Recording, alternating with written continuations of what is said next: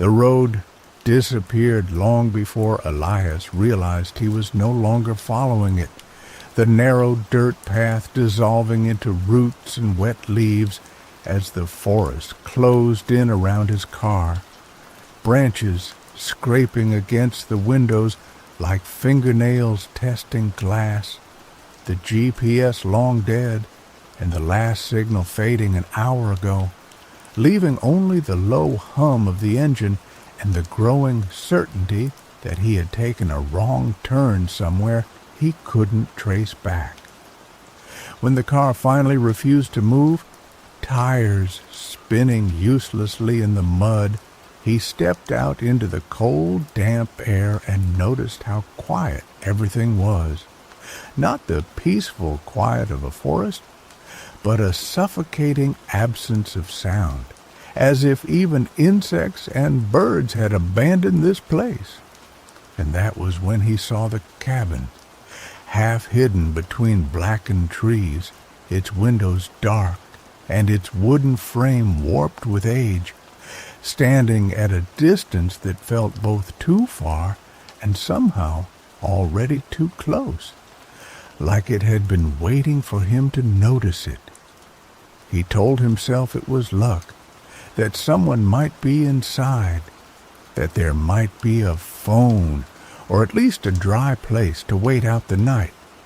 But as he approached, boots sinking into the soft earth, he couldn't shake the feeling that the trees were leaning inward, watching, their branches creaking in a wind he couldn't feel.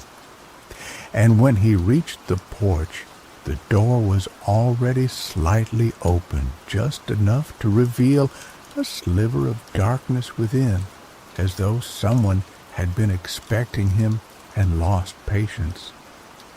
"Hello?" he called, his voice sounding wrong, swallowed too quickly by the still air, and when no answer came, he pushed the door open further, the hinges groaning like something in pain, revealing a single-room interior thick with dust and the smell of rot, a fireplace filled with old ash, a table with one chair, and in the corner a narrow bed with a blanket folded too neatly, as if it had been prepared recently despite the decay surrounding it. And that was the first moment he hesitated, the first flicker of instinct telling him to turn around and go back to the car, to stay outside even in the cold rather than step fully inside. But the door creaked wider behind him as if nudged by an unseen hand, and he crossed the threshold before he could change his mind. The silence inside the cabin was worse, heavier, pressing against his ears until he found himself breathing louder just to prove he still could. And as he moved toward the table, he noticed the surface was free of dust, wiped clean in a perfect circle, and in the center sat a small object, something like a photograph turned face down, its edges curling with age, and when he reached for it, his fingers hesitated again, a tremor passing through his hand as though touching it would mean something irreversible. But curiosity won, and he flipped it over, revealing a black and white image of the cabin itself, taken from the same angle he had just approached, except in the photograph. Someone was standing on the porch, a figure too blurred to make out clearly, but unmistakably there, watching the camera, watching him.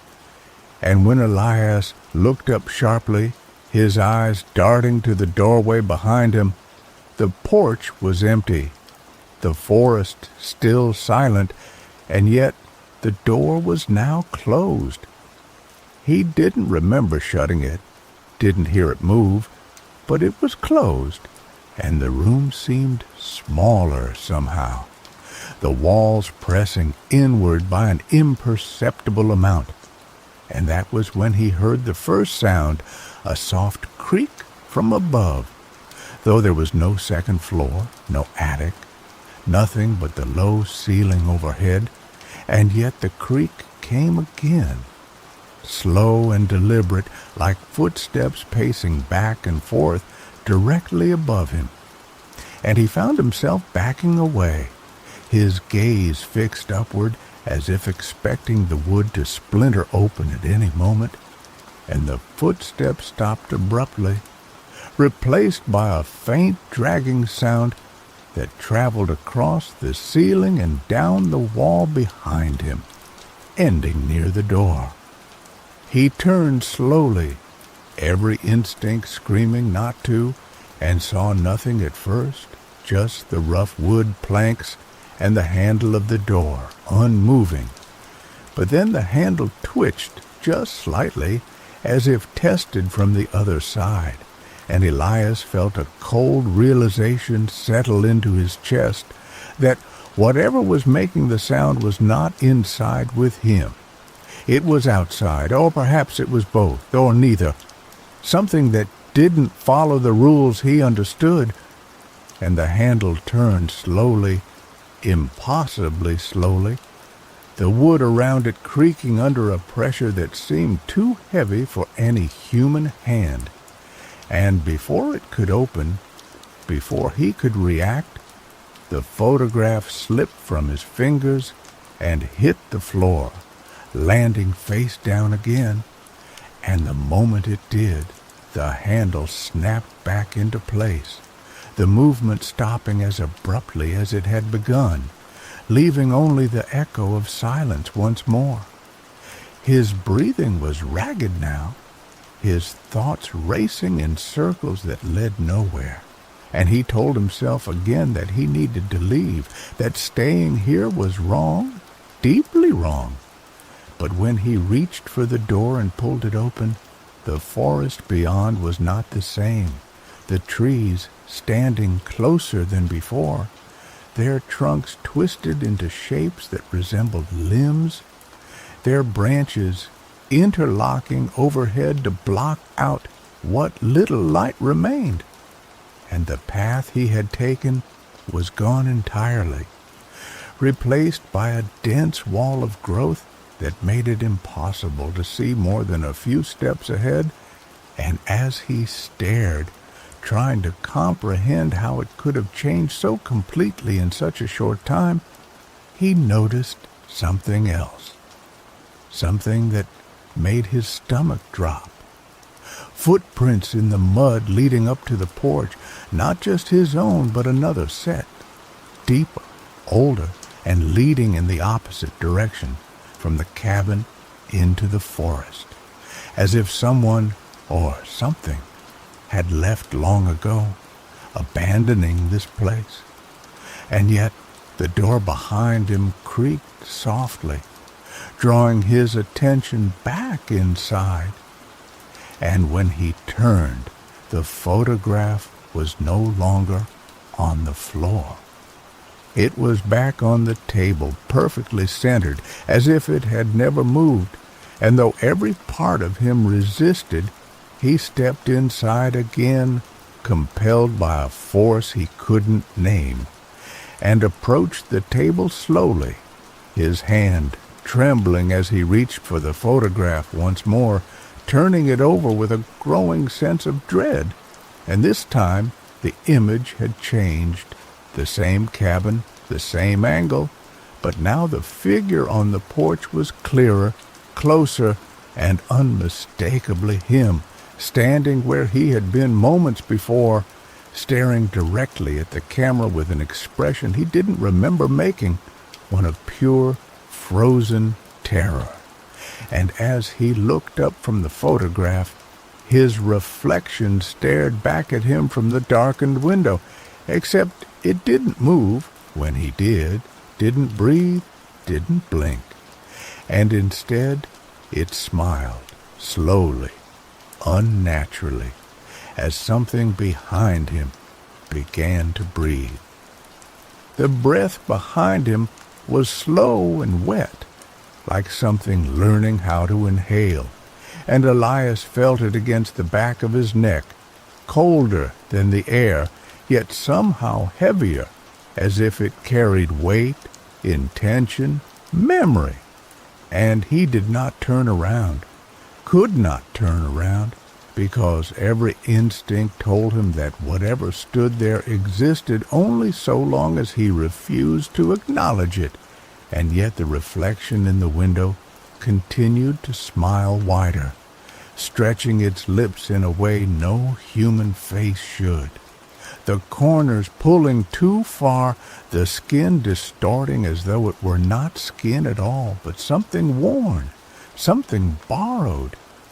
And then the reflection raised its hand, though Elias had not moved, and tapped gently against the inside of the glass once, twice, 3 times, each tap echoing too loudly in the cramped cabin, and with the third, the breathing behind him stopped. The silence returned, but it was different now, charged, expectant, and slowly, against his will, Elias turned his head just enough to see over his shoulder, and there was nothing there, only the empty room, the bed in the corner, the table, the photograph, the door still open to the warped forest beyond.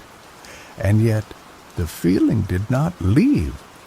The certainty that something had been there and might still be, just outside the edges of perception, waiting for him to look directly at it, and he snapped his gaze forward again, heart hammering, trying to ground himself in what he could see, what he could understand, but even that was slipping, because the cabin was no longer the same, the walls darker now, the wood appearing damp as if soaked from within, faint streaks trailing downward like something had seeped through, and the air smelled stronger of rot, sweet and nauseating, and the photograph on the table, it had changed again.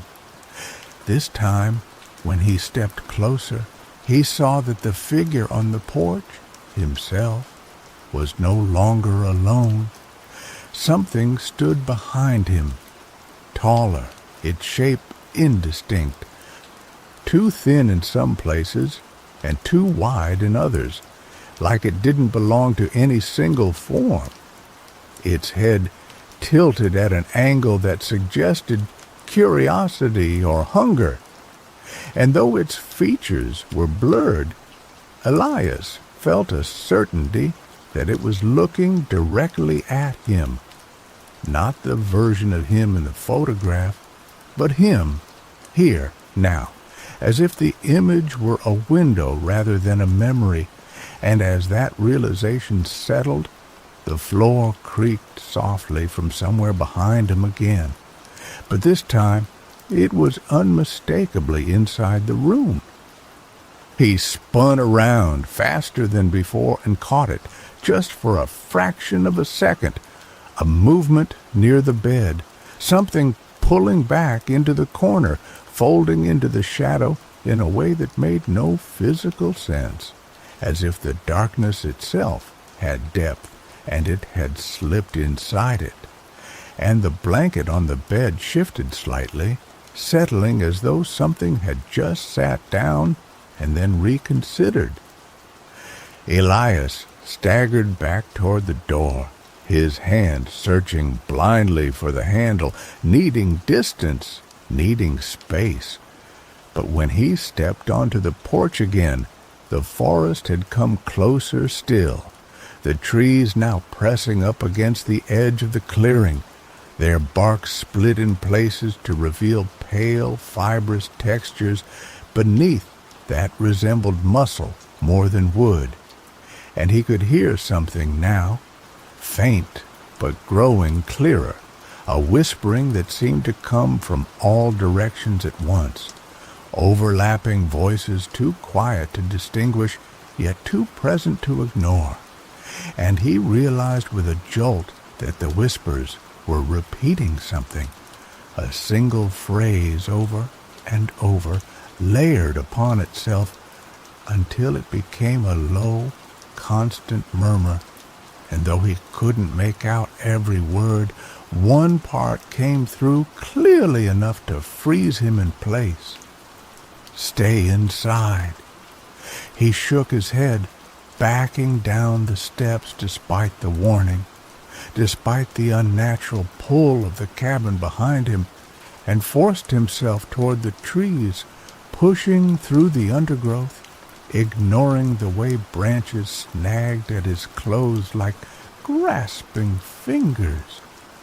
The mud sucking at his boots, the whispering growing louder with every step, shifting in tone, some voices pleading now, others mocking, others angry, until it became impossible to tell whether they were trying to keep him safe or lure him deeper.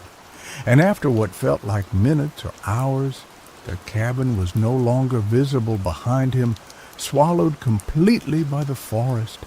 And yet the whispers did not fade. They followed, surrounding him, guiding him, and then suddenly they stopped.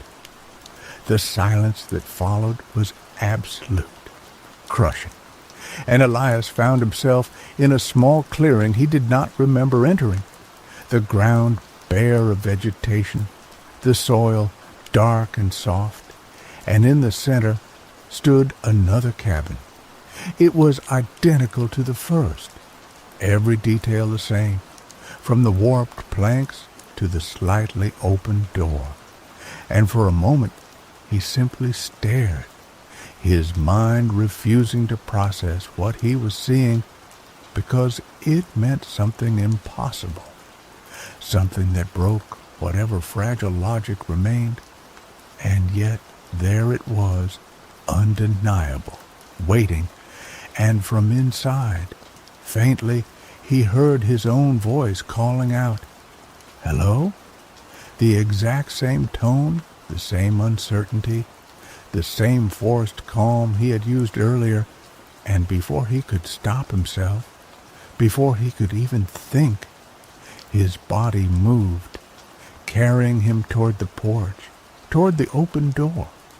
And as he stepped closer, he saw movement inside, a figure standing just out of view, shifting slightly as if reacting to his approach, and he knew with a certainty that hollowed him out that he was about to watch himself enter that cabin to repeat the same moment from a different side.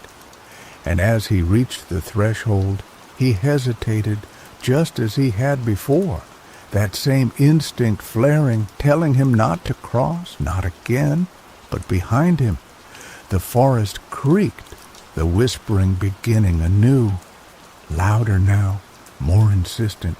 "Stay inside, stay inside, stay inside." And ahead of him, inside the cabin, his other self took a step forward, reaching for the photograph on the table. And Elias understood then that the cabin was not a place, but a loop, a trap that folded back on itself, feeding on repetition, on the endless cycle of entry and realization and fear. And the thing within it, whatever it was, grew clearer each time, stronger, closer to stepping fully into the world beyond the walls. And the only question that remained, the one that pulsed in his mind as he stood between the forest and the door, was whether leaving was ever truly an option, or if the moment he had seen the cabin for the first time, he had already stepped inside it forever. He tried to step back, to break the moment before it sealed itself again, but his body didn't respond the way it should, his foot dragging against the ground as if the earth itself had thickened around him, holding him in place. And inside the cabin, his other self moved exactly as he remembered, crossing the threshold, pausing just long enough to glance over his shoulder, that same uneasy hesitation, that same fragile instinct whispering not to go further, and Elias wanted to shout, to warn him, to tell himself to stop, but no sound came out, his throat tightening as if something unseen had wrapped around it, squeezing gently, not enough to hurt, just enough to remind him who was in control. The door creaked wider, inviting, and the version of him inside stepped forward, and the moment he did, the air around Elias shifted, like a pressure change before a storm, and the clearing seemed to shrink, the trees leaning inward again, their branches twisting and knitting together overhead, blocking out even the dim gray light that had filtered through before, until everything was cast in a muted, suffocating twilight, and the whispers returned, but now they were clearer, no longer layered into incomprehensible noise, but distinct voices, each one different, each one carrying its own tone of urgency or despair or quiet resignation, and they all said variations of the same thing.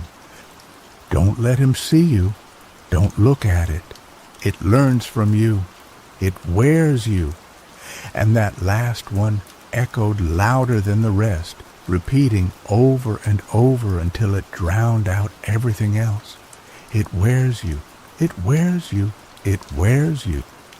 And Elias felt a cold understanding begin to take shape, something he didn't want to accept, something that made the photograph, the reflection, the breathing presence snap together into a single horrifying idea. Inside the cabin, his other self had reached the table now, his hand hovering over the photograph just as Elias's had before. And for a moment, everything slowed, the movement dragging as though time itself resisted what was about to happen. And then the photograph was flipped. Elias didn't need to see it to know what it would show, but he saw it anyway because the wall of the cabin facing him seemed to dissolve, the wood thinning into something translucent, allowing him to witness the scene inside with impossible clarity. And there it was, the image of the cabin, the porch, the figure standing there, only now Elias saw something he hadn't before, something the photograph had hidden until this moment. The figure's face, his face, was not just afraid, it was wrong, subtly, like a mask stretched over something that didn't fully understand how to imitate expression. The eyes just slightly too wide, the pupils just slightly too dark, and behind that version of him, the tall, shifting shape leaned closer, its outline sharpening for the first time into something almost human but not quite. Its limbs too long, its joints bending at angles that suggested it had learned how to stand by watching rather than by being. And as Elias watched, the thing reached forward, its hand, or what approximated a hand, hovering just above the shoulder of his other self, and then with slow, deliberate care, it pressed against him. The reaction was immediate and wrong, the body stiffening, the head tilting ever so slightly, and then the expression changed, the fear draining out of it in an instant, replaced by that same unnatural smile Elias had seen in the reflection, and the realization hit him fully now, complete and undeniable. It wasn't chasing him, it wasn't haunting the cabin, it was replacing him, learning him, wearing him piece by piece until there was nothing left but an imitation, that could step out into the world beyond the forest. Elias staggered back, his heel catching on something soft, and he glanced down to see the ground was no longer just soil, but layered with faint impressions, footprints overlapping endlessly, some fresh, some so old they had nearly dissolved, all leading toward cabins that no longer existed, or perhaps had never existed at all. And when he looked up again, the cabin in front of him had changed. The door now closed, the windows dark, and inside he could see movement.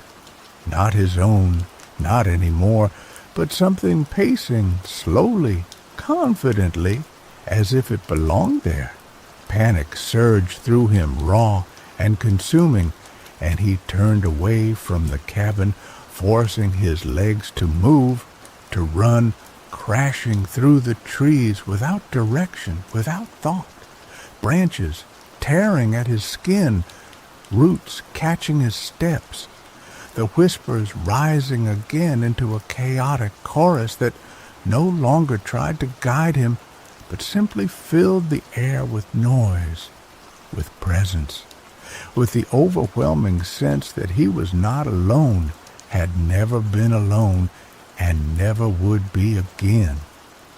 He ran until his lungs burned, until his vision blurred, until the forest seemed to spin around him, and then he broke through into another clearing and stumbled to a halt, dread settling in before he even fully saw it, because he already knew what would be there, and when his eyes focused, there it was, another cabin, identical, waiting, the door slightly open, the darkness inside deep and absolute, and from within, faintly, he heard a voice call out, "Hello?" But this time it wasn't just his voice. It was layered, doubled, one version uncertain and human, the other smoother, steadier, almost amused, and Elias felt something inside him fracture as he realized the loop wasn't just repeating, it was accelerating, multiplying, each iteration bringing the thing closer to perfection, closer to escape. And as he stood there, frozen between flight and surrender, the door of the cabin creaked open a little wider on its own, and from the darkness inside, something stepped forward, wearing his face, smiling that impossible smile, and whispering softly, almost kindly, "You can rest now. I'll take it from here."